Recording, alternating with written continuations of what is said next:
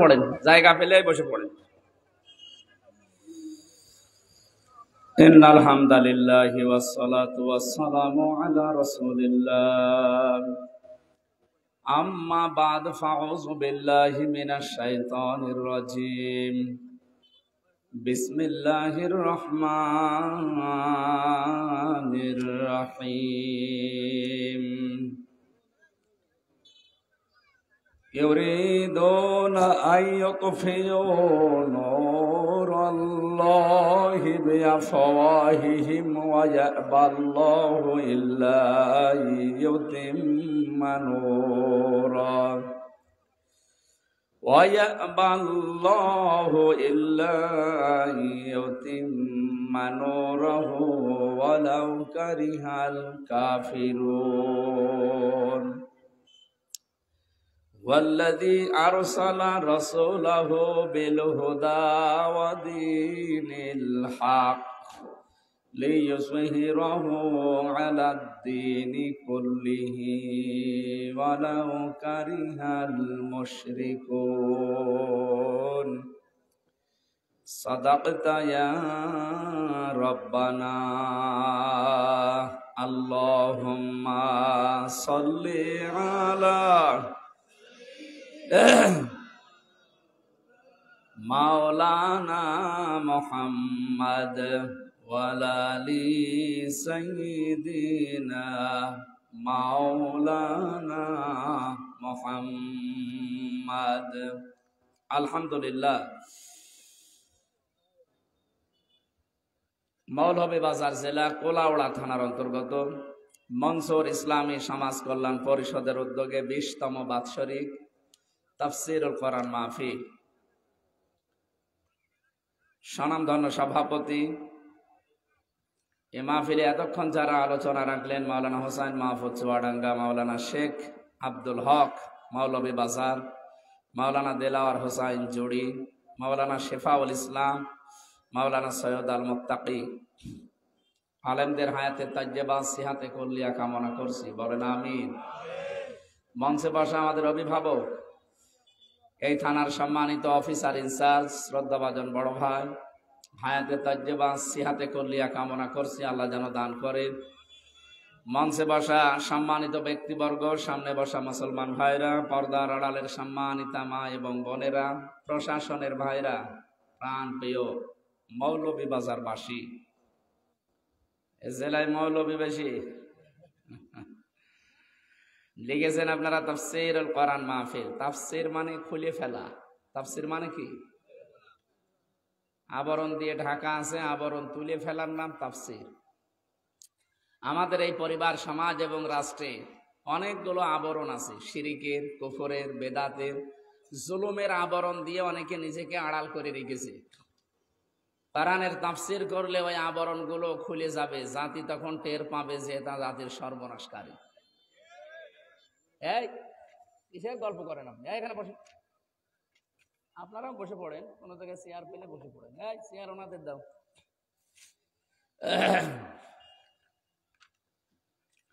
এই জন্য আবহমান কাল থেকে অনেকে বলে যে অন্যান্য অনুষ্ঠানে তো বাধা দেয় না কেউ, খালি তাফসীরুল কোরআন মাহফিল দেখলে এত বাধা আসে কেন? বাধা তো এই কারণে, কারণ যারা বাধা দেয় তারা তো নিজেদেরকে আড়াল করে রেখেছে।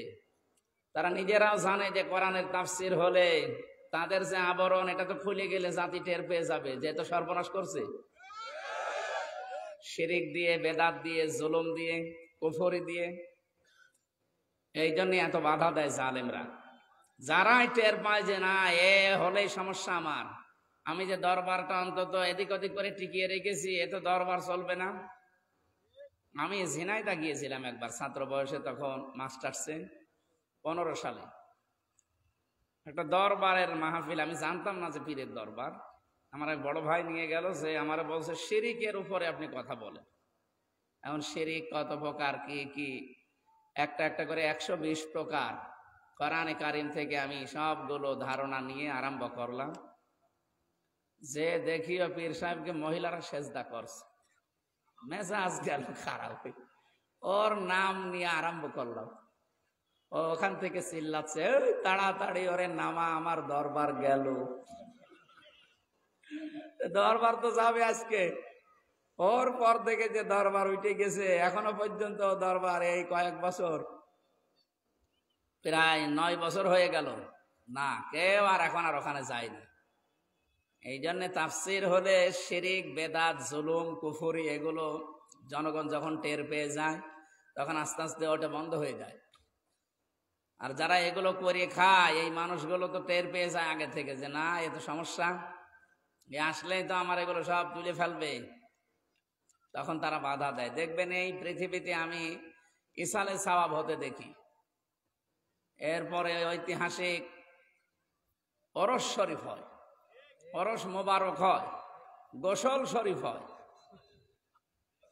কোন জায়গায় বাধা হয়েছে আমি শুনিনি। আরে স্যাররা বাধা ওখানে দেয়ও না, খালি বাধা হয় আমি দেখেছি তাফসির লিখা থাকলে, কারণ সবাই জানে যে এখানে যা হবে এ তো গোপন করার কিছু নেই। তাফসির মানে খুলে ফেলা, ওপেন করা। কিসের? কোরআন লিখেছেন মাঝখানে। কোরআন মানে বহুল পঠিত পাঠ্য। এ পৃথিবীতে এত পড়া হয়েছে, কোন বই আজ পর্যন্ত নাজিল হয়নি আর হবেও না। যত বই নাজিল হয়েছে, যত বই লেখা হয়েছে, কোন বই এত পড়া হয়নি। শুধু এখানে না, তামাম দুনিয়া এটা পঠিত হচ্ছে। বিশেষ করে যারা মুসলিম, 200 কোটির উপর এখন আমরা মুসলমান, অন্য কিছু না জানি অন্তত সূরা ফাতিহা তো জানি। কি কথা বলে না কেন? না, এখানে অনেকে আছে হয়তো সূরা ফাতিহাও জানে না, এরকম লোক নেই না? আলহামদুলিল্লাহ। সিলেট তো শাহজালালের এলাকা, এই জন্য এলাকায় এরকম মানুষ থাকার কথা না। ও যখন বলছে ঠিক, সূরা ফাতিহার 7টা আয়াত শুদ্ধ করে পড়তে পারবেন? হ্যাঁ, চেষ্টা করবেন ইনশাআল্লাহ। লিখেছেন মাহফিল। মাহফিল শব্দের শাব্দিক অর্থ অনুষ্ঠান। তাহলে এই অনুষ্ঠানটা কিসের? কোরআনের ব্যাখ্যা করার, তাফসীর করার অনুষ্ঠান। আল্লাহ রাব্বুল আলামিন বলেন, ওয়ালা ইয়াতুনাকা বিমাসালিন ইল্লা জিনাকা বিল হাক্কি ওয়া আহসানা তাফসীরা। সূরা ফুরকান 19 নম্বর পারার 2 নম্বর পৃষ্ঠার 1ম নম্বর লাইনে 33 নম্বর আয়াতে আছে, নবী আপনার কাছে মানুষ যখন আসবে কোরআনে কারিম থেকে তখন তাফসীর করে তার সমাধান দেবেন। তার মানে এর ভেতরে সমাধান আছে। পৃথিবীতে যে ঘটনায় ঘটক তার সমাধান দিতে কোরআন পারবে। হয়তো আমাদের সভ্যতার বিকাশ হয়নি, এই জন্য ওইগুলো আমরা জানি না। তো কিয়ামত পর্যন্ত এর ভেতরে সব আল্লাহ দিয়েছে। আজকের মাহফিলটা যেখানে, সিলেটের ঐতিহাসিক মাহফিল, সিলেটের আলিয়া মাদ্রাসা ময়দানে মনে হয় না, এমসি কলেজ, মাওলানা মিজানুর রহমান আজহারি আসবে আজকে, আমারও আছে মাগরিবের পরে। এই ছোটখাটো অনুষ্ঠানগুলো আমার মনে হয় আজকে না নেওয়াই ভালো ছিল আপনাদের। ওনারা তো রাগ করছে যে কি করতে আপনি এই সমস্ত অনুষ্ঠান নিয়েছেন। এটা বিভাগীয় একটা অনুষ্ঠান, প্রায় 10-12 লাখ মানুষ হবে ওখানে। তারপরও আমি বলেছিলাম না, এটা জানিও না আমি যে মাহফিল আছে আজকে, আমার জানাও নেই। আমি কালকে কসবা ছিলাম, কসবা থেকে রাত 12:30টায় বের হয়েছে, এখানে আসলাম 10:30টায়। ওই যে কোন জায়গায় আবার একটা নিয়ে গিয়েছিল, মনে হয় এসপি সাহেবের ওখানে, ওলা কি মৌলভী বাজার এসপি সাহেব, ওই জায়গায় ছিলাম এতক্ষণ। ওখান থেকে যে কিছুক্ষণ আগে আসলাম। এই জন্যে আব্দুল সালাম মাদানী সাহেব রেগে গেছে, কি শুরু করেছেন আপনি? আমি বললাম আমার কিছু করার নেই, তার আমি জানিও না। আমি তো জানি শুধু সিলেটে মাহফিল, 12 ঘন্টা লাগবে কে জানে আসতে। রাস্তায় প্রায় 8-9 ঘন্টা পড়েছিলাম এক জায়গায়। তারপরও যখন এসেই পড়েছি, আমরা ঘন্টা খানিক কথা বলতে চাই এই আয়াতের উপরে মেসেজ করি। আপনারা থাকবেন না ইনশাল্লাহ? আসরের নামাজ পড়ে তারপরে বিদায় নিন। তাহলে কোরআনের এই অনুষ্ঠানে যারা এসেছে, এতদিন হয়তো আমাদের অনেকের কণ্ঠ রোধ করা ছিল। আল্লাহ রাব্বুল আলামিন জানিয়েছেন, খালাকাল ইনসান আল্লামাহুল বায়ান, আমি মানুষ বানিয়েছি আর মানুষকে কথা বলা আমি শিখিয়েছি। বিজ্ঞান এখন এই কথা বলা, এই যে কণ্ঠ, এর উপরে গবেষণা চালিয়েছে।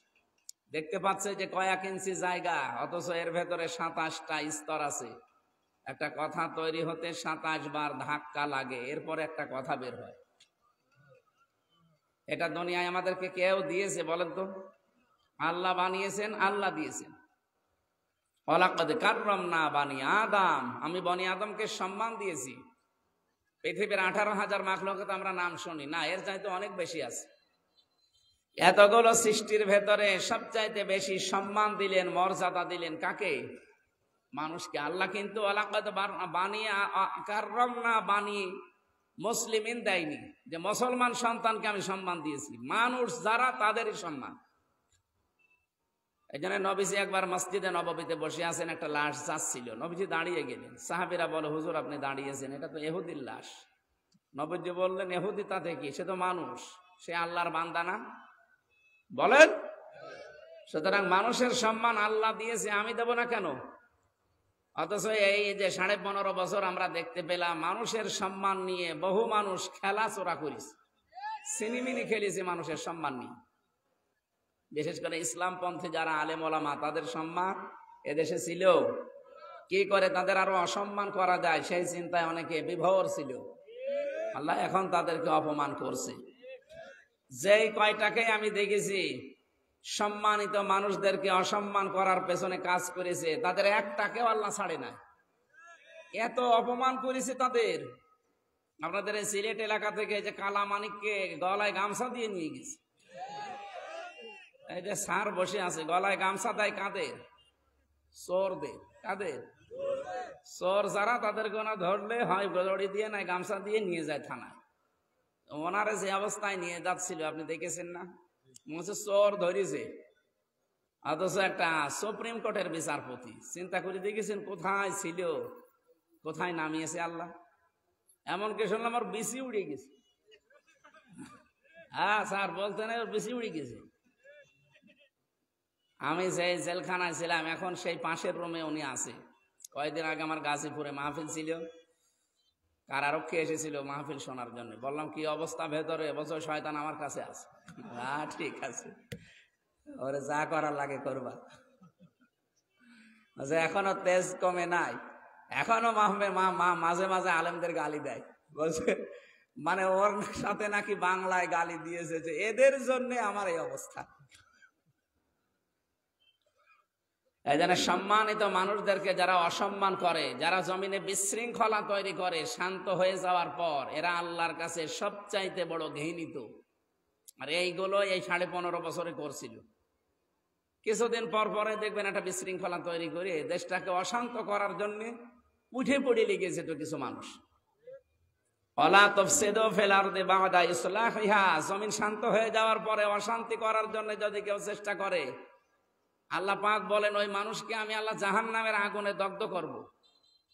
আমাদের দেশটা তো ভালোই চলছে এখন অন্তত, এরপরেও দেখছি অনেকে বিভিন্ন উস্কানি পেয়ে মাঝে মাঝে ফাল দিয়ে ওঠে, তখন এনাদের একটু ঝামেলা হয়ে যায়, রাত দিন থাকে না।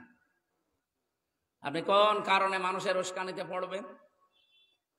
যারা চলে যাওয়ার সময় আপনাকে একটা কথা বলে নাই, মনে করছেন শুধু 5 তারিখে গেছে, না 3 তারিখে 4 তারিখে অনেকে পালিয়েছে। আমি এই কয়েকদিন আগে মালয়েশিয়া ছিলাম, সিঙ্গাপুরে।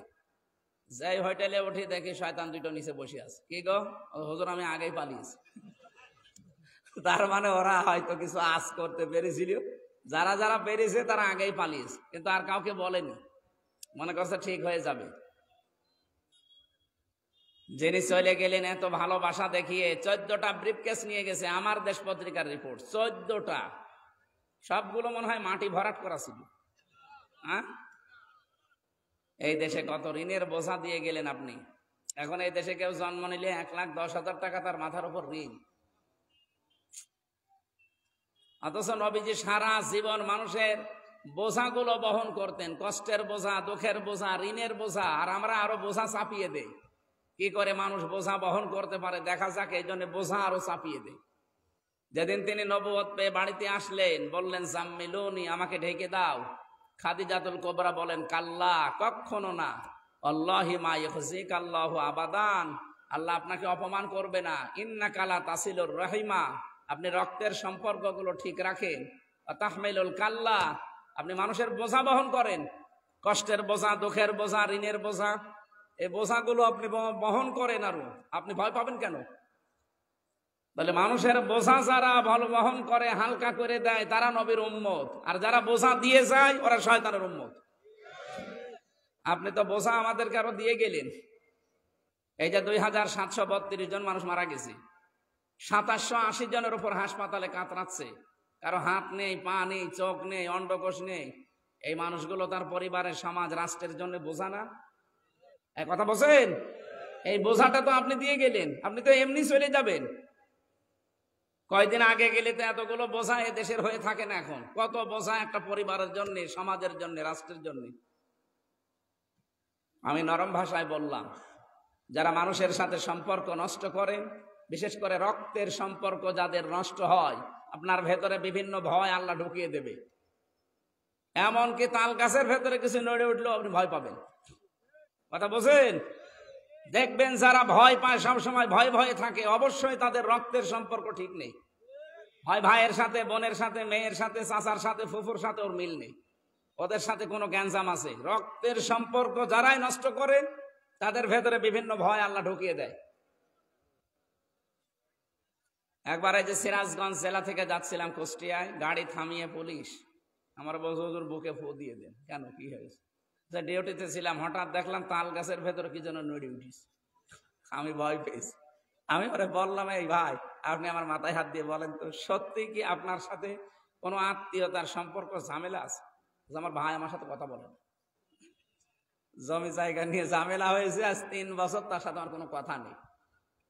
আপনাকে তো ভয় নড়ে উঠেছে কি ওইটা না, আপনি তো দেশে ভয় দেখাবে। আপনি পাখি দেখলেও ভয় পাবেন, মানুষ দেখলেও ভয় পাবেন। ট্রাকের চাকা বাস্ট হলে আপনি ভয়ে মরে যাবেন। আমি আবার বলছি, যারা মানুষের সাথে সম্পর্ক নষ্ট করেন, রক্তের সম্পর্ক, বিশেষ করে আত্মীয়তার, এটা যার যত অটুট থাকবে সে তত ভয়হীন হবে। আর এটা যার যত বেশি সম্পর্ক নষ্ট হয়ে যাবে, কাট হবে, তার ভেতরে তত রকম ভয় আল্লাহ ঢুকিয়ে দেবে। এই জন্য 18 কোটি মানুষের সাথে আপনাদের সম্পর্ক ছিল না, এদেশের রাষ্ট্রের মানুষের সাথে সম্পর্ক ছিল না আপনাদের। এই জন্য তো এত ভয় আল্লাহ ঢুকিয়ে দিয়েছে যে 5 মিনিটের সময় দেননি। কথা বোঝেন? এই জন্য রক্তের সম্পর্ক, আত্মীয়তার সম্পর্ক অটুট করবেন আরো। হ্যাঁ, যাদের জন্য সম্পর্কগুলো নষ্ট হয় আমরা দেখি পরিবার, সমাজে। আমি নিজে স্বামী, আল্লাহর কসম, এই কোরআন শরীফ হাত দিয়ে বলছি, কোন স্বামী এখানে চাই না যে তার বিয়ের পরে মা বাবা আলাদা হয়ে যাক। চাই, আমি স্বামী দায়িত্ব নিয়ে বলছি, কোন স্বামী চাই না। কিন্তু আজ 100টা পরিবারের প্রায় 95টা পরিবারে বউ আর শাশুড়ির মিল নেই। সন্তানকে বাধ্য করা হয় যে না, তোমার মা বাবাকে আলাদা করে দাও, অথবা বাড়ি থেকে অন্য জায়গায় দিয়ে দাও, অন্য ভাইয়ের আন্ডারে দিয়ে দাও, অথবা বৃদ্ধাশ্রমে পাঠিয়ে দাও। আপনি এই যে আসল সম্পর্ক যেটা রক্তের, এটা কাট করার জন্য যারা কাজ করে পেছনে, তারা আমার মনে হয় অন্যতম স্ত্রী। এরপরে ওই স্ত্রীকে আবার ঔষধ খাওয়ায় ওর মা আর ওর বড় বোন, ওখান থেকে শুধু টিপস দেয়, আর কতদিন থাকবি, তাড়াতাড়ি আলাদা হয়ে যা, আরামে খেতে পারবি, এরকম বুদ্ধি দেওয়ার মতো নেই। অথচ কোরআন হাদিসের বাণী হচ্ছে, তামাম দুনিয়া যদি একদিকে যায়, মা বাবা যদি একদিকে থাকে, আরো যদি বৈধ পন্থায় থাকে, তামাম দুনিয়া ছেড়ে দেওয়া সন্তানের জন্য জায়েজ আছে। আখফিদ লাহুমা জানাহা যুল্লি মিনার রাহমা, এই আয়াতের ব্যাখ্যা অনুযায়ী তামাম দুনিয়া একদিকে, মা বাবা একদিকে, অথচ হাজারো সন্তান আমরা শুধু স্ত্রীর মুখের দিকে তাকিয়ে মা বাবাকে আলাদা করে বৃদ্ধাশ্রমে দিয়ে আসছি। আমি বেশি বলে ফেললাম? কয়েকদিন আগে নীলফামারী গিয়েছিলাম, কিশোরগঞ্জ থানা, বৃদ্ধাশ্রমে আমারে দেখতে নিয়ে গেল। সে দেখি এইদিকে 25 জন, এইদিকে 25 জন, 50 জন মা আর বাবা বসে আছে। ওদের চেহারার দিকে তাকিয়েই দেখলাম প্রত্যেকের চোখে মুখে বরদোয়া, প্রত্যেকের সন্তানের জন্য বরদোয়া দিচ্ছে। এত অসহায় হয়ে আছে তারা। অথচ অনেক বড় বড় মানুষের সন্তান, অনেক বড় বড় জায়গায় দিয়েছে তাদের সন্তানগুলো, না তারা মানুষ হতে পারেনি। আর মানুষ হলেও হয়তো পরিবারের চাপে পড়ে শেষ পর্যন্ত মাকে দিয়ে এসেছে এরকম একটা জায়গায়। কোরআন হাদিসের সাথে আমি বিজ্ঞানের সাথে মিলিয়ে দেখেছি, একটা মা পৃথিবীতে সন্তান নিয়ে আসতে 57 ইউনিট কষ্ট সহ্য করে। কত? আমরা যারা পুরুষ মানুষ আছি, সর্বোচ্চ 45 ইউনিটের বেশি কষ্ট দিলে আপনি মরে যাবেন, আপনি আর বাঁচবেন না। বিজ্ঞানের শরীরের উপরে গবেষণা চালিয়েছে, প্রতিটি জিনিস পরিমাপ করার জন্য একটা যন্ত্র আছে, কষ্ট এটা পরিমাপ করার যন্ত্র আছে। এ কষ্ট লাগে কমপক্ষে 57 ইউনিট একটা সন্তান দুনিয়ায় নিয়ে আসতে। এই জন্য তো মায়ের মর্যাদা এত বেশি। বলেন তো, ওই যে 50 জন মা বাবা পড়ে আছে কিশোরগঞ্জের এই থানায়, এদেরও তো আমার মতো ছেলে মেয়ে আছে না? বলেন, তাদের চোখে মুখে যে চিন্তার ছাপ, যে বরদোয়া বের হচ্ছে, মুখে না বললেও তো চোখ দেখে বোঝা যায়, মুখ দেখে বোঝা যায় যে সন্তানের উপরে রাজি নেই। ওরা ওদের বর কথা মতো, শাশুড়ির কথা মতো এদেরকে তাড়িয়ে দিয়েছে। অথচ হযরতে ওমর রাদিয়াল্লাহু তাআলা আনহু তার সন্তান আব্দুল্লাহ বিবাহ দিলে হযরত ওমর ডাক দিয়ে বললেন, সন্তান, এই মেয়েটার ভেতরে আমি কিছু জিনিস অসঙ্গতি দেখছি, আল্লাহর বিধান সে গুরুত্ব দেয় না, তুমি তারে বাদ দিয়ে আর একটা বিয়ে করো। তিনি সঙ্গে সঙ্গে বাদ দিয়ে দিলেন। মা বাবার কথা মতো স্ত্রী তালাক পর্যন্ত দেওয়া যায় কাছে বলতে পৌঁছায় না। আর আমরা ওদের মন রক্ষা করতে গিয়ে হাজারো সন্তান মা বাবাকে দূরে ঠেলে দিয়ে এদিকে না পারি এদিকে না পারি, সেটা মানসিক রোগী হয়ে যায়। মা বাবা নিয়ে কত বিচার আলোচনা করতেছে। প্রতিদিন দেখবেন আন্তঃকুষ্টিয়া সদর থানায় ছিলাম, ওসি সাহেবকে পড়াতাম, প্রতিদিন আমরা 8-10টা বিচার আসতেছে ওনাদের কাছে, মা বাবা না, খালি মা বাবা। ওরা কোরআন শরীফের সবচেয়ে বেশি সামের কথা আপনি তাদের কষ্ট দিয়ে দিলে, আর এদিকে নামাজ পড়েন, রোজা রাখেন, দান করেন, কিছু দান করবেন না, কিছু কখনো হবে না। আর আপনাকে যত রকমের ভয় আছে আমরা ঢুকিয়ে দেবেন। এখানে যারা রক্তের সম্পর্ক ঠিক রাখতে পারেন না, তাদের ভেতরে ভয় ঢুকিয়ে দেয় কে? এগুলো আমরা আজকে থেকে অটুট রাখতে পারবো না ইনশাআল্লাহ। 3 নাম্বার বলেছিলেন যে যাদের পোশাক নেই, আপনি তাদের পোশাক আশাক করিয়ে দেবেন। তার মানে যে মানুষগুলো অসহায়, এই যে শীতে কাছে বিভিন্ন জায়গায় যারা শীত প্রধান এলাকা, ওই যে পঞ্চগড়, ঠাকুরগাঁও, নীলফামারী, কি অবস্থা তাদের, কত মানুষ দেখে এই দেশে টাকা ব্যাংকে ছাপা করে যাচ্ছে, তো জানেও না যে কত টাকা আছে। 5 লাখ টাকা তুলে 500 কম্বল দিয়ে আসা যায় না ওখানে? এই যে শীতের রাতে স্টেশনে, বাস স্ট্যান্ডে, গরিব এলাকা যেগুলো, এই সমস্ত জায়গায় যে অসহায় মানুষগুলো থাকে, রাতের বেলা কাঁপতেছে, আপনি যদি একটা ছেঁড়া কম্বল হোক, কম দামি 250 টাকার কম্বল তার গায়ে ছড়িয়ে দিতে পারেন, দেখবেন ওই লোকটা কি হাসি দেয়। কয়েকদিন আগে আমার কুষ্টিয়ার হালসা, আমার নিজের এলাকায় আমি দিচ্ছিলাম, গায়ে গায়ে জড়িয়ে, ওর মুখে যে হাসি দেখতে পেয়েছি, আমার মনে হয় আল্লাহর আরশ খুশি হয়ে গেছে। তাজমহল বানিয়েছে, তাজমহল নাম শোনেননি? স্ত্রীর মহব্বতে তাজমহল বানিয়েছিল। 22,000 শ্রমিক কাজ করেছে 20 বছর একাধারে। 20 বছর একাধারে 22,000 শ্রমিক কাজ করে তাজমহল বানিয়েছে। 20 কোটি টাকা খরচ হয়েছিল ওই জামানায়, যখন 1 টাকায় 8 মণ চাল পাওয়া যেত। 1 টাকায় চাল কয় মণ? সর্বোচ্চ বড় গরুর দাম ছিল 2 থেকে 2.5 টাকা। এইরকম পর্যায়ে বাজারে 20 কোটি টাকা খরচ করে তাজমহল বানিয়েছে স্ত্রীর সন্তুষ্টির জন্য। এই তাজমহলের তো বিশাল দাম নাকি? হ্যাঁ, কিছুই না। ওই যে হালসা, আমার কুষ্টিয়া হালসায় যে বালকের গায়ে আমি জড়িয়ে দিলাম, জুতা সেলাই করছিল, দেখলাম ওর গায়ে শুধু কম্বলটা জড়িয়ে দিয়ে ও যে হাসি দিল, ওই 20 কোটি টাকা খরচ করা তাজমহলের চাইতে ওর মুখের হাসি, যদিও একটা হিন্দু মানুষ, ওর মুখের হাসি আল্লাহর কাছে অনেক দামি। মানুষের পোশাক আশাক পরান, যাদের পোশাক নেই, যারা উলঙ্গ থাকে, তাহলে ভেতর থেকে আপনার ভয় আল্লাহ দূর করে দেবে। এই যে মাওলানা মিজানুর রহমান আজহারের মাথা নিয়ে আসতে পারলে 10 লাখ টাকা পুরস্কার দেবে, এক পীর নাকি এই ঘোষণা দিয়েছে চট্টগ্রামে। বলে তো, এ যদি সত্যি জাকাত দিত, এতগুলো টাকা তার কাছে থাকার কথা ছিল, আর সে একটা পীর মানুষ, টাকা পাবে কোথায়? এদের না আছে জাকাত দেওয়ার সিস্টেম, না আছে সাদগা করার সিস্টেম, শুধু বাবা শাহজালাল সব হালাল। আসতে সে শুধু, যাওয়ার মতো কোনো লাইন নেই। এই জন্য এরা এত উদ্ধতপূর্ণ কথাবার্তা বলছে, আর সব জায়গায় একই অবস্থা। এই জন্য আমার কথা ছিল, মানুষকে আল্লাহ সম্মান দিয়েছেন, আপনি দেবেন না কেন? যারা মানুষের সম্মান নিয়ে সিনেমিনে খেলে, আল্লাহ তাদেরকে কি অপমান করেছে আপনি দেখতে পেয়েছেন? আগামীতে যেন এরকম কোন কাজ আপনার দ্বারা না হয়, মানুষ যেন অসম্মানিত না হয়, সে বিষয়ে খুব খেয়াল করা লাগবে। আল্লাহ আমাদেরকে এটা বোঝার তৌফিক দেন, বলেন আমিন।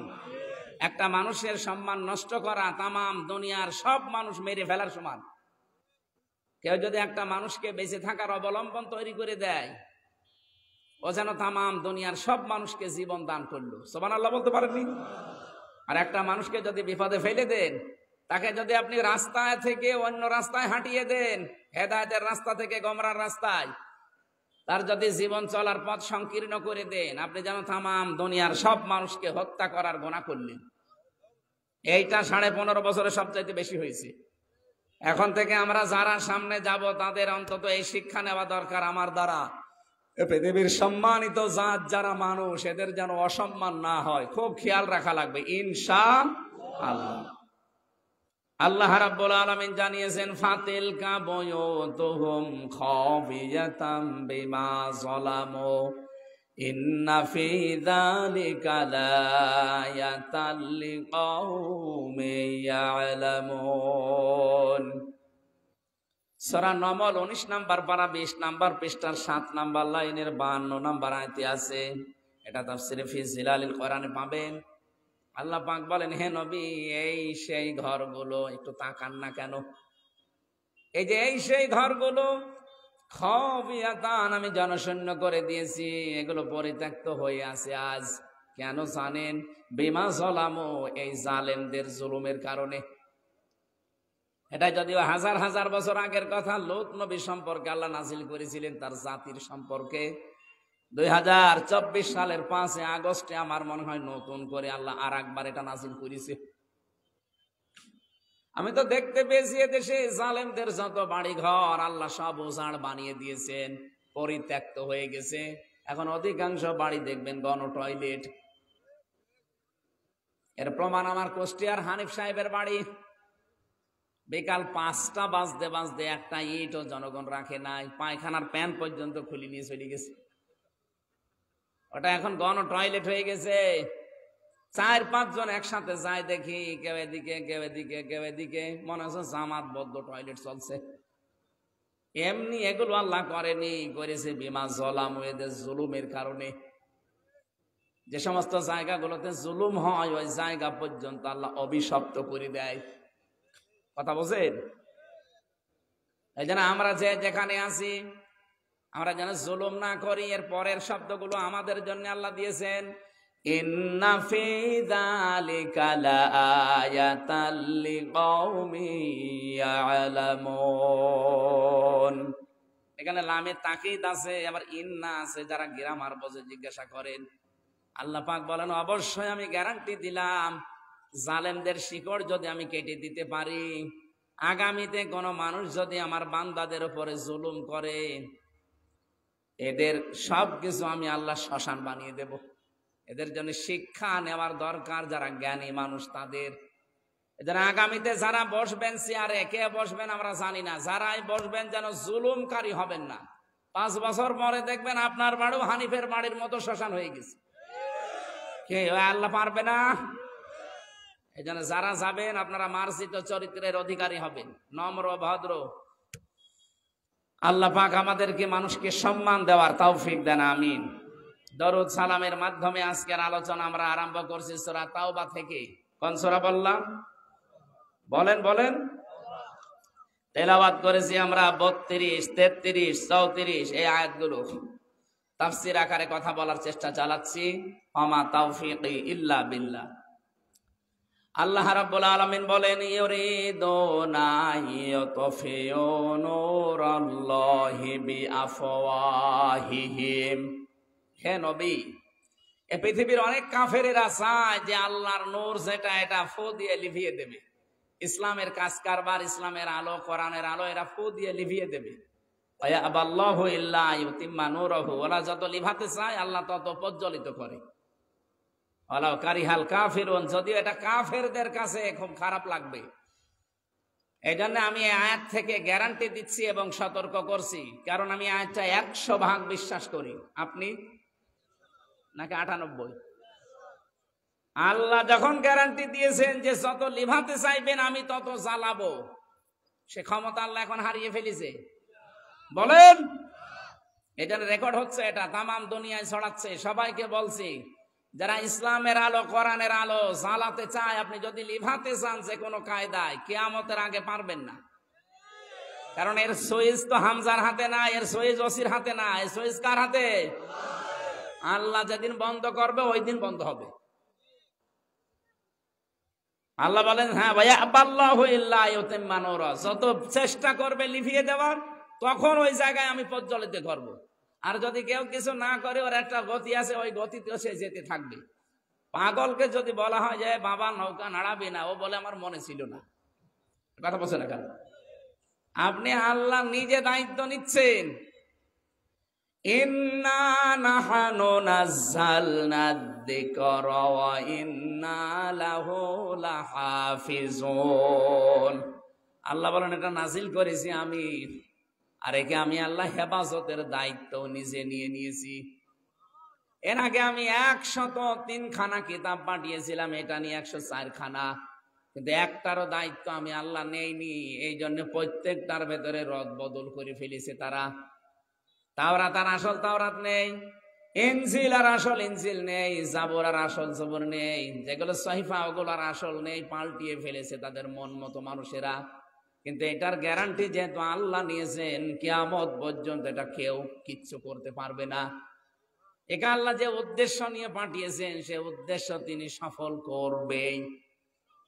এই জন্য এর পেছনে লেগে আপনার নিজের কপালে আগুন লাগাবেন না। এই 15.5 বছরে যারা কোরআনের অনুষ্ঠানগুলো বন্ধ করে দিতেন, কি করেছেন আপনি বলেন তো? কি পেরেছেন করতে? যত বন্ধ করেছেন বিভিন্ন লাইনে, এটা আরো বেশি গেছে। আপনি এক লাইনে বন্ধ করবেন, 14 লাইন খুলে যাবে। এখানে আগে সাবেক যে ওসি ছিল আলী মাহমুদ, উনি এখন কিসে আছে? সিআইডিতে আছে। আপনি কি করেছিলেন? আমারে না আসতে দেননি। কোরআনের আলোচনা এলাকায় কি বন্ধ ছিল? কার ইশারায় কি করেছিলেন আপনি জানেন, আর তারা জানে।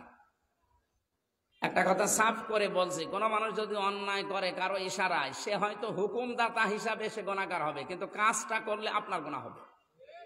কথা বুঝতেছেন?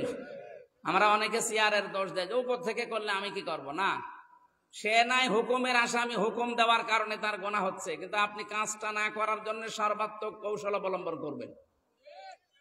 আপনিও আল্লাহর বান্দা, আপনার উপরে দায়িত্ব আছে। বাল্লেগো আন্নি ওয়ালাউ আয়া, একটা বাক্য জানা থাকলে ওটা পৌঁছিয়ে দাও। ওটা কি শুধু হামজার জন্য, ওসির জন্য না? উনি যেটা জানে ওইটাই পৌঁছাবে, তাহলে নবীর উম্মত থাকতে পারবে। কিয়ামতে নবী পরিচয় দেবে যে আমার উম্মত এটা। আর যদি বলে না ওটা শুধু ওনার জন্য আমার জন্য না, তাহলে বাল্লিগু বহু বচন কেন? বাল্লিগ দিতে পারতেন। এই দায়িত্ব পালন করা ফরজ, যতটুকু জানেন ওইটাই পৌঁছিয়ে দেবেন। নবীজি শেষ ভাষণে তার সামনে ছিল 1,14,000 সাহাবী। কত? তিনি বলেছিলেন যে যে যেখানে আসো, যেদিকে মুখ করে আসো, যতদূর যেতে পারো আমার কথাগুলো পৌঁছিয়ে দাও। আজ যারা এখানে উপস্থিত নেই, যারা উপস্থিত আসো, তোমরা অনুপস্থিত মানুষদের কাছে পৌঁছিয়ে দাও। এটার মানে হচ্ছে কিয়ামত পর্যন্ত যারা আসবে তাদের কাছে এই জাতি যতদিন যাবে পৌঁছিয়ে দেওয়া নামাজের মতো ফরজ। এই ফরজ দায়িত্ব আমরা যদি স্ব দায়িত্ব থেকে পালন করতে পারতাম, বাংলাদেশে কেউ কোরআনের অনুষ্ঠান বাধা দিয়ে শান্তি পেত না, সে আরো অশান্তিতে ভুগত। কিন্তু কত অনুষ্ঠানগুলো তো আপনারা বন্ধ করে দিলেন। আর 14 জায়গায় পারমিশনের সিস্টেম করেছিলেন। কেন এত পারমিশন নেওয়া লাগবে কেন? আমি কি এখানে জেনার বাজার বসিয়েছি? এখানে কি ডাইল খাওয়া হচ্ছে? মানুষের চরিত্র সংশোধনের জন্য আমরা কথা বলি। কয়েকদিন আগে গোয়েন্দা বিভাগের একজন সর্বোচ্চ যিনি আছেন এখন দায়িত্বে, আমার হোয়াটসঅ্যাপে কল দিয়েছিল। বলছে, হুজুর আমি এই দায়িত্বে আছি, অমুক বলছি 56,000 বর্গ মাইলে যেখানে কোরআনের কথা বলতে যাবেন ওপেন ভাবে বলবেন, যেভাবে আল্লাহ ফোর্স দিয়েছে ওই ফোর্সে বলবেন, কোনো বাধা নেই। আমি বললাম যে স্যার আপনি ছিলেন কোথায়? বলছে আমি নতুন এসেছি। আপনার মতো মানুষ তো চাচ্ছিলাম। 14 জায়গায় পারমিশনের সিস্টেম করবে, আর যারা পারমিশন দেবে ওরা কি মানুষ নাকি? ওরা তো কোরআনের নাম শুনলেই তেলে বেগুনে জ্বলে যায়। এই অনুষ্ঠানটা গত বছরে কারা যেন নিয়েছিল, তারা গেছে নাকি থানায়, তার নাম শুনেই খেপে গেছে। আপনার ওটা দেওয়ার দরকার কি? মমতাজকে নিয়ে আসতে বলে, মমতাজকে নিয়ে আসে, ফাইটটা যায়, জোড়া দেওয়ার বুদ্ধি নাই। না, ওনারা কাজগুলো ঠিক করেননি। যারা করছেন তারা এখন পদে পদে অপমানিত হচ্ছেন আর অনুশোচনা করছেন। এই জন্য আমরা চাই এমন একটা দেশ তৈরি হোক যেখানে আল্লাহর কোরআনের কথা ওপেনলি এবং স্পষ্ট ভাবে বলা যাবে। আর এটা স্পষ্ট হওয়ার জন্য এসেছে, ওয়াল্লাযী আরসালা রাসূলাহু বিল হুদা, তিনি সেই আল্লাহ যিনি তার রাসূলকে দ্বীনে হক দিয়ে, সত্যের বিধান দিয়ে পাঠিয়েছেন। লিইয়ুযহিরাহু আলাদ দ্বীনি কুল্লি, কেন? দুনিয়ায় যত ধর্ম আছে, ৪৫০০ ধর্ম এখন চলছে দুনিয়ায়। কত? ৪৫০০। সব ধর্মের উপরে আমি চাই আমার কোরআনের বিধান ইসলাম যেন বিজয়ী হয়। লিইয়ুযহির, এজহার মানে কি? আমরা অনেকে এজহার মানে মনে করি প্রকাশ করা, স্পষ্ট করা। না, এজহার মানে কায়েম করা, এজহার মানে বিজয়ী করা। আল্লাহ বলছেন আমি চাই আমার এইটা তামাম দুনিয়ার সব কিছুর উপরে বিজয়ী হবে। আল্লাহর ইচ্ছা রদ করতে পারে এমন কেউ আছে?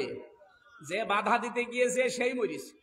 ফেরাউন বাধা দিতে গিয়েছিল, মরিছে। নমরুদ বাধা দিতে গিয়েছিল, মরিছে। আবরাহা বাধা দিতে এসেছিল, 5 ফিম মাকুল হয়ে গেছে, বসি দানার মতো হয়ে গেছে। এই জন্য আমরা যেন সামনে অন্তত এই আয়াতটা যারা জানেন, শুনছেন, নিজের পায়ে নিজে কোড়াল মারবেন না। হামজা এটাও আল্লাহর খাদেম, কামলা। এ কোরআনের মালিক কি হামজা? বলেন বলেন। আমি তো খাদেমের, আমি এর খেদমত করছি। এই কারণে আমার একটা আশা আছে, এই জমিনটা মনে করেন ওসি সাহেবের। উনি যদি এখন বলে যে 5 জন কামলা নিয়ে আপনাদেরকে সারাদিন ধান লাগান, বিকাল 5টার সময় আপনাদের বেতন দিয়ে দেব। বিকাল 5টা বাজতে আর 10 মিনিট বাকি আছে। 4-5 জন মস্তান এসে বলছে যে না, এই ধান লাগাতে দেব না, সব তুলে ফেলো। আমরা যারা অন্তত আছি, আমরা কি বলবো যে ভাই, এ ধানও আমাদের না, এ জমিনও আমাদের না, আমরা শুধু কামলা, আমরা লেবার, মনির, জন, পাট যাই বলেন। আমাদের বেতনের ধান্দা আছে তো, আর 5 মিনিট 10 মিনিট পরে আপনি তুলে ফেলেন, আমরা দরকার আপনার সাথে সাহায্য করবো, খালি বেতনটা নিয়ে নে। এরপরেও যদি ওরা বলে না তুলে ফেলবো, এক্ষুনি তোলা লাগবে, তখন হাতাহাতি হবে না, কথা কাটাকাটি হবে না, মারামারি।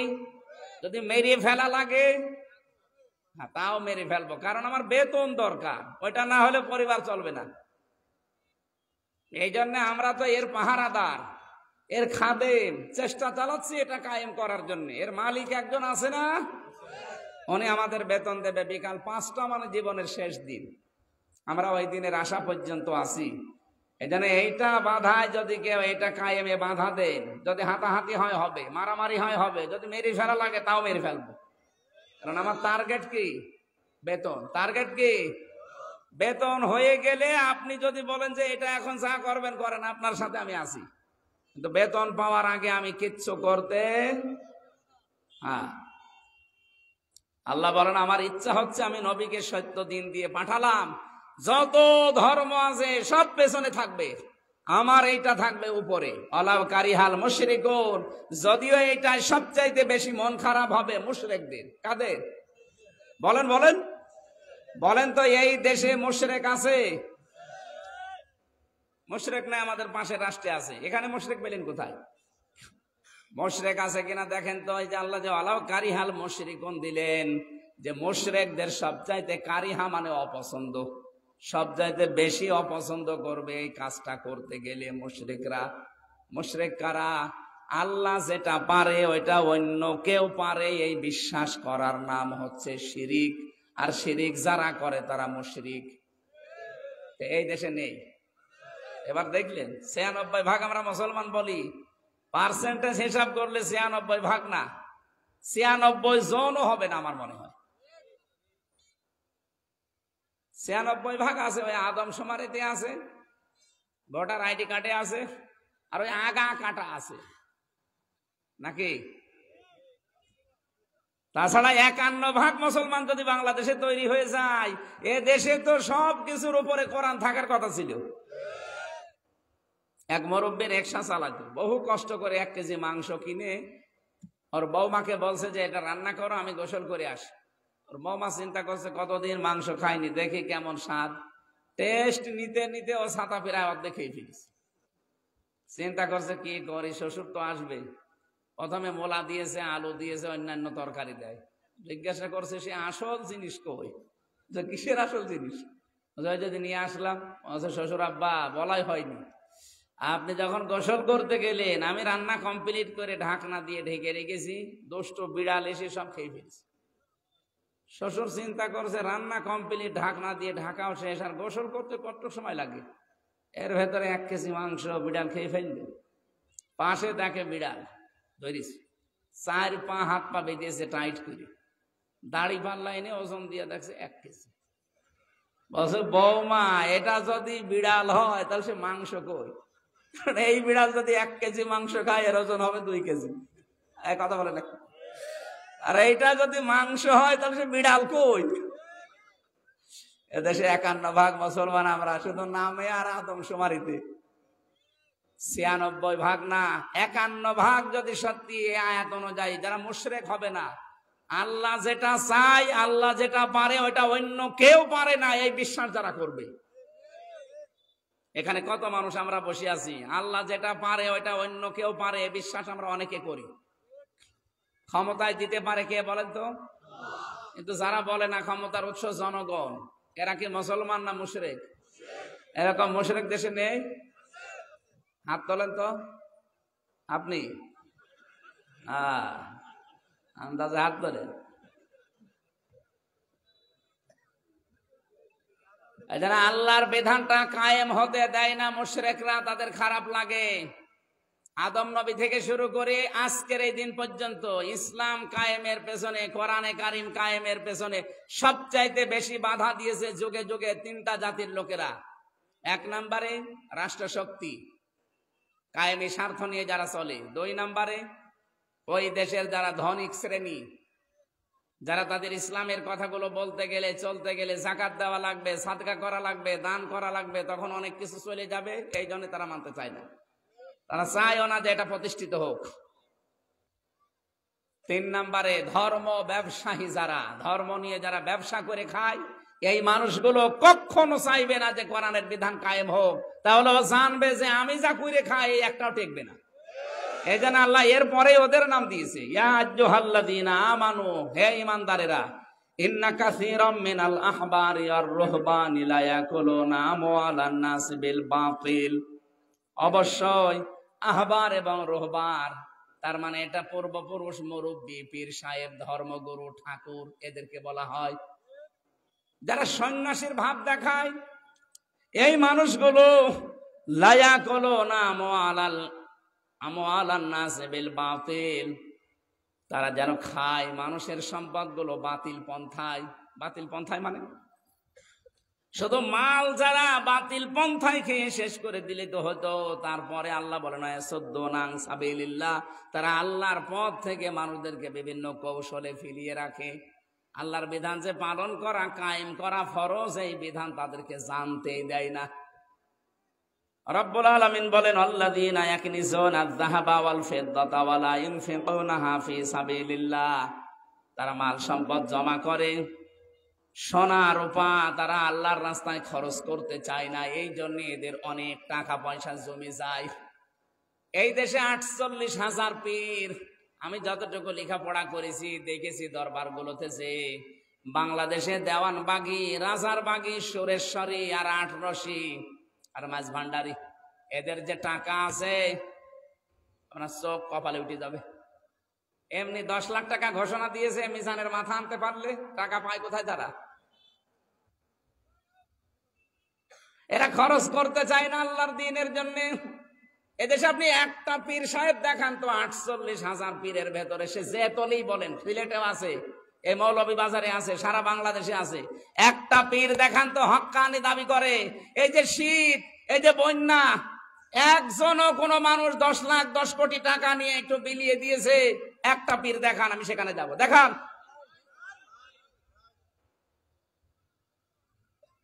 তারা মাল সম্পদ, টাকা পয়সা, অর্থ সম্পদ জমা করে, ওয়ালা ইউনফিকুনাহা ফি সাবিলিল্লাহ, আল্লাহর রাস্তায় খরচ করে না। আমার মতো এতটুকু ছোট মানুষের যা যাকাত আসে, কয় টাকা উপায় হয়, যা উপায় হয় তো এনারা সব নিয়ে নিয়েছে। 3টা বছরে আমার ফকির করে ফেলেছে। ধরে নিয়ে যাওয়ার পরে বলছে যদি আপনি 10 লাখ টাকা এখনই না দেন তাহলে 50টা মামলা দেবে। মনে হচ্ছে মামলা বানাবে, সব রেডি করা আছে, খালি নাম দিয়ে দেবে। বলেন সুবহানাল্লাহ। এইটাই চলছিল দেশে, কিচ্ছু জানি না। ঘরে ঘুমিয়ে আছি, চোখ খুলে দেখছি থানায়। কি গো, তুই গাছ কেটেছিস? কখন? স্বপ্নে। আমাকে বেশি বলে ফেলছি। এইভাবে চলছিল। কত মানুষ জেল খাটতেছে এরকম উল্টো পাল্টা মামলায়, কিচ্ছু জানে না, আন্দাজে গাড়ি পুড়িয়েছে। ককটেলের মামলা দিয়েছে আমার, অথচ আমার সত্যি কথা বলছে, জীবনে ককটেল আমি দেখিনি। এমনি নাম শুনেছি, পত্রিকায় দেখতে পারি, ককটেল সরাসরি আমি কোনোদিন দেখিনি। অথচ এই মামলায় 3 বছর ছিলাম। এরকম মিথ্যার উপরে যারা ছিল, যারা খরচ করতে চান না টাকা পয়সা, কি করবেন? আল্লাহ শাস্তির একটা ধরন দিয়েছেন।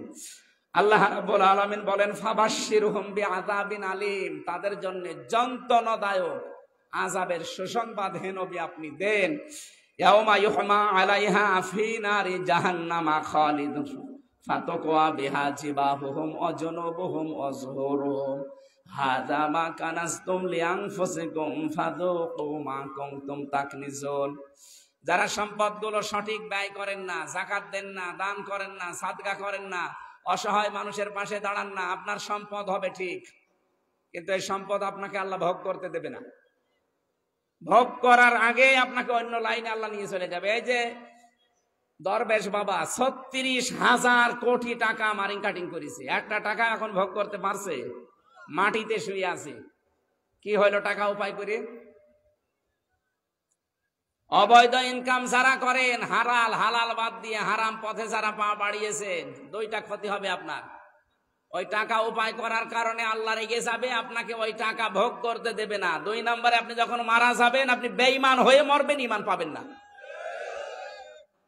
সম্মানিত মা বোন যারা এসেছেন তাদেরকে বলছি, আপনিও শক্ত হবেন।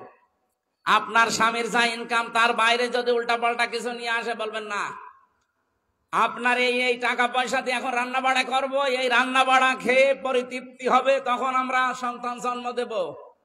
আপনার হারাম টাকা দিয়ে আমার পেটে হারামখোর সন্তান তৈরি হবে, ওই রকম সন্তান আমি পেটে নিতে রাজি না। মেয়েরা যাদের এরকম একটা শক্ত হয় না, ওই যে একটা মহিলা বসে আছে মোটরসাইকেলে, এরকম মহিলারা শক্ত হতে পারবে না। স্বামীকে একেবারে গলা চেপে ধরবেন, আমার যা ইনকাম তার 2 টাকা বেশি আমরা চাই না, দরকার হয় না খেয়ে মরে যাবো। এই কথা বলে না কেন? মহিলারা জিজ্ঞাসা করেন তো পারবে কিনা? না, প্রত্যেকের বউ এরকম শক্ত হবেন। মা বোন যারা এসেছেন, যারা সম্পদের যাকাত দিতে চান না, যারা সম্পদগুলো খরচ করতে চান না, আপনার সম্পদকে আল্লাহ বলেন আমি আগুন দিয়ে পোড়াটা জ্বালাবো, এরপরে তোর পিঠের উপরে, বুকের উপর আর মুখের উপরে ছাকা দেব, আর বলা হবে এইটাই তোর সেই সম্পদ, এটা তুই যাকাত দিতিস না, এটা তোরে সবল দেবে, আর বলবে এখন মজা চাক, কেমন লাগে দেখ। আমরা যখন কোর্টে তুলতো, মাঝে মাঝে কিছু উকিল দেখতাম, প্রশাসনেরও কিছু মানুষ পেয়েছিলাম, ওরা আমার মাথায় দড়ি দিয়ে নিয়ে যেত, আর ওরা টিপ্পনি কাটতো, বিশেষ করে আলেমদের, মাওলানা মামুনুল হক, আমার এই জনায়েদ আল হাবিব ভাই, এরপরে আপনাদের এই জেলার সন্তান এই যে ডাক্তার শফিকুর রহমান হাফিজাহুল্লাহ আমিরে জামাত, আমাদের নেওয়ার সময় হাতে বেড়ি দিত, হ্যান্ডকাপ দিয়ে মাথায় দড়ি দিয়ে নিয়ে যেত। ওরা দেখে দেখে আদালত চত্বরে টিপ্পনি কাটতো, কেমন লাগে দেখে। এখন ওদের যখন আদালতে তুলতেছে, আমরা এখন বলি যে দেখ কেমন লাগে। কিয়ামতে আল্লাহ এই শব্দটাই বলবে, হাযা মা কানাসতুম লিআনফুসিকুম ফাযুকু মা কুনতুম তাকনিজুন। এই সেই মাল যেগুলো যাকাত দাওনি। মাওলানা মিজানের মাথা কাটার জন্য তুমি 10 লাখ টাকা খরচ করতে পারো, ঘোষণা দিতে পারো, কেন 10 লাখ টাকা গরিব দুঃখীকে দান করা যায় না? এই জন্য যেগুলো ব্যবসা করে খায় ধর্মের নামে, এই মানুষগুলো কিন্তু তাফসির মাহফিলে বাধা দেবে, কারণ তারা জানে তাফসির হলে আমরা যে আবরণ দিয়ে আছি, আবরণ ছাতা খুলে যাবে, আর জাতি বুঝতে পারবে যে জাতির সর্বনাশকারী। আল্লাহ আমাদেরকে আয়াতগুলো অনুধাবন করে মানার তৌফিক দেন, বলেন আমিন। আজকে ঐতিহাসিক অনুষ্ঠান সিলেটে, আপনারা জানেন আমার মাগরিবের পরে ওখানে অনুষ্ঠান। আমি এরপরে পড়াশোনা করব। এখন যেহেতু এখনো 2.5 ঘন্টা আছে, 2.5 ঘন্টা আমার পড়া লাগবে। যাওয়ার সময় আমি বিভিন্ন কিতাবগুলো মেলাবো, যেহেতু ওখানে লক্ষ লক্ষ মানুষ হবে, হাজারো আলেম থাকবে স্টেজে। এই জন্য কথাগুলো আমার পড়াশোনা করা লাগবে। আমি আজকের মতো 1 ঘন্টা বললাম, শেষ করে দিলাম। আগামীতে আসলে কথা বলবো ইনশাআল্লাহ। আল্লাহুম্মা আমিন। লা হাওলা ওয়ালা কুওয়াতা ইল্লা বিল্লাহিল আলিয়্যিল আযীম। আল্লাহ তাআলা, তোমার যে যুবক বান্দাগুলো, বিশেষ করে মনসুর ইসলামী সমাজ কল্যাণ পরিষদ তাফসীর মাহফিলের আয়োজন করতে গিয়ে যারা শ্রম দিল, এই যুবকদেরকে যে মা পেটে নিয়েছে, মায়ের পেট তুমি ধন্য করে দাও। এই ছেলেগুলোকে তুমি আর অন্যায় কোনো কাজে আল্লাহ দিও না, এদেরকে তুমি অমরের মতো বানিয়ে দাও। সম্মানিতা মা বোন যারা এসেছে, তাদেরকে খাদিজার মতো, আয়েশার মতো বানাও রব্বুল আলামিন। যারাই টাকা পয়সা খরচ করেছে, সময় দিয়েছে, শ্রম দিয়েছে, এদের সবগুলোকে তুমি ওসমানের মতো কবুল করে নাও। এ মাহফিলের সম্মানিত সভাপতি, প্রধান অতিথি এবং যারা এসেছে আজকে, আমাদের অভিভাবক, থানার ওসি সাহেব এসেছে, পুলিশ সদস্য ভাই যারা এসেছে, মুসাফির অবস্থায় দোয়া করছে। আল্লাহ তাআলা, আমি নিজে অসুস্থ অবস্থায় আছি, মুসাফির অবস্থায় আছি। তোমার নবী জানিয়েছে, অসুস্থ মুসাফিরদের দোয়া তুমি ফেরত দাও না। কোরআনে কারিম সামনে নিয়ে বড় আশা নিয়ে হাত তুলছি। প্রশাসনের যে ভাইগুলো নিজেদের মা বাবা, স্ত্রী, পুত্র, আত্মীয় স্বজন ছেড়ে দিয়ে দেশ এবং দশের দায়িত্ব পালন করে, তাদের তুমি মঞ্জুর করো, তাদের শরীরটা সুস্থ রাখো, তাদের জীবনের অভাবগুলো দূর করে দাও। ভালো ভালো কাজ যেগুলো করে আল্লাহ জনগণের জন্য, এগুলো ইবাদত হিসাবে মেনে নাও। বিশেষ করে আজকের এই অনুষ্ঠানে যারা এসেছে, শৃঙ্খলার দায়িত্বে যারা আছে, এদের পুরা দায়িত্বটা ইবাদত হিসাবে কবুল করে নাও। বারাকাল্লাহু লানা ওয়া লাকুম ফিল কোরআনিল আযীম। আলহামদুলিল্লাহি রাব্বিল আলামিন। আসসালামু আলাইকুম।